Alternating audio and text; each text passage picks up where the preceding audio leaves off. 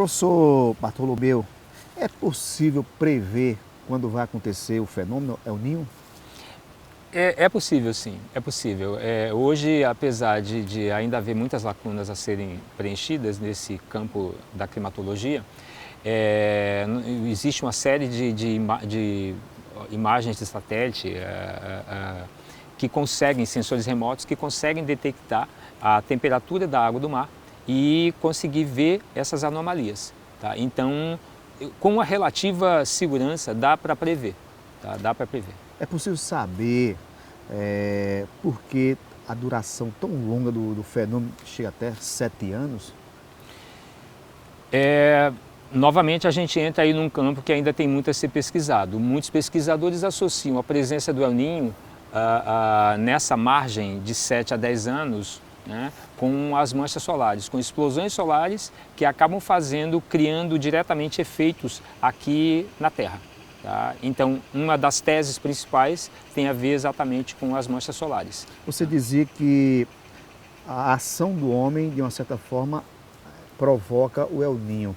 Intensifica. Intensifica. Isso. Então, que tipo de ação do homem que chega a intensificar o fenômeno? Bom, é o famoso aquecimento global, né? O efeito estufa, na realidade, a emissão de gases que são capazes de reter muito calor numa quantidade bastante grande. Tá? Então, atribui-se a essa maior concentração de calor um contribuinte muito forte também da presença do El Niño. Hoje nós vivemos esse fenômeno, né? Já é a fase final, isso, mais ou menos. Esperemos que seja. Que seja, né? Sim. E é possível já prever o próximo fenômeno? Com toda certeza, e aí a estatística, vamos torcer para que ele só dure esse ano. Né? A partir do ano que vem, as condições voltem ao chamado normal. Com toda certeza, num período de 10 anos, ele vai voltar a acontecer. Tem um fenômeno El Niño e tem o Laninha. Qual a diferença? Também é uma anomalia, a Laninha. Tá? Só que a Laninha, ela se caracteriza exatamente o contrário. Você tem um resfriamento anormal das águas do mar. Tá?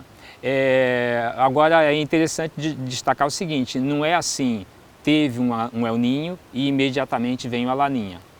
Não é dessa forma. Tá? No caso do Brasil, quando nós temos Laninha, aí o que é que acontece? Aí a situação se inverte em termos de região. O Nordeste tem excesso de chuva e o Sul tem excesso de seca. Aqui na Paraíba, por exemplo, a gente tem trabalhado com... É comum esse fenômeno aqui na... Sim, sim. Por exemplo, a última Laninha que nós tivemos foi em 2008. Dos anos 2004 e 2008, por exemplo, foram anos, por exemplo, a ESA registra, a gente vivenciou isso também, em que choveu tanto no sertão do estado, por exemplo, que isso ameaçou uma série de barragens, porque havia chuva em excesso, o que também não é bom. Tá? O que também não é bom, e aí a gente volta. Por que não é bom? Excesso de chuva, o solo em grande parte desprotegido por conta de falta de vegetação. Isso acelera a entrada de sedimentos dentro dos açudes, que quando vier a próxima estação seca, também vai ter efeitos negativos, porque essa capacidade de armazenar água com mais sedimentos no açude vai diminuir. Agora, uma coisa interessante, eu não sei se você pode explicar, é que em uma cidade ou no município chove bastante, mas no município encostado, vizinho, chove de menos. Por que isso? É o seguinte, o mecanismo que faz com que as massas de ar elas se desloquem, que é principalmente diferença de temperatura, que gera diferença de pressão e, consequentemente, gera movimento das massas de ar, com as nuvens carregadas de umidade ou secas, tá? A chuva ela não se reproduz, vamos dizer assim.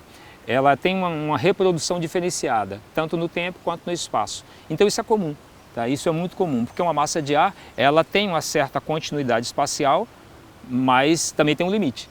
Então, onde ela chega, ela, vamos dizer assim, lança suas características, mas vai ter determinados lugares que não. É fácil perceber isso quando você está, por exemplo, viajando. Né? Você pega o asfalto, aí parece que parte do asfalto está molhado, outra parte não está. Exatamente porque a massa de ar úmida, a chuva, só conseguiu chegar até ali.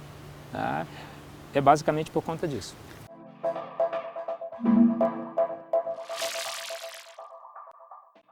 Bem, pessoal, hoje nós vamos falar do macaco da noite. Essa é a única espécie de macaco noturno das Américas. A gente vê pelo tamanho dos olhos dele, que são bem amplos, né?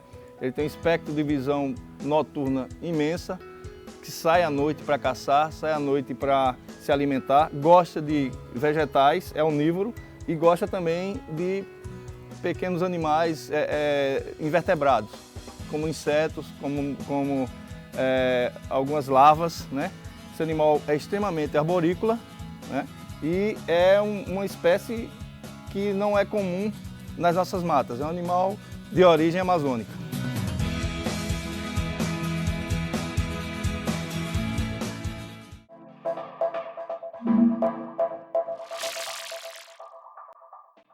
Victor Hugo, poeta francês do século XIX, em um dos seus pensamentos, lembrou a reação da natureza por causa da ação devastadora do homem. Ele disse: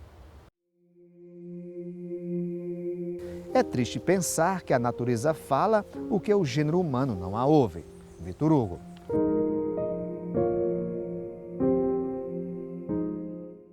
É verdade, o homem precisa estar atento ao meio ambiente e cuidar muito bem dele. O programa termina aqui, mas a gente se encontra em breve no nosso planeta. Até lá!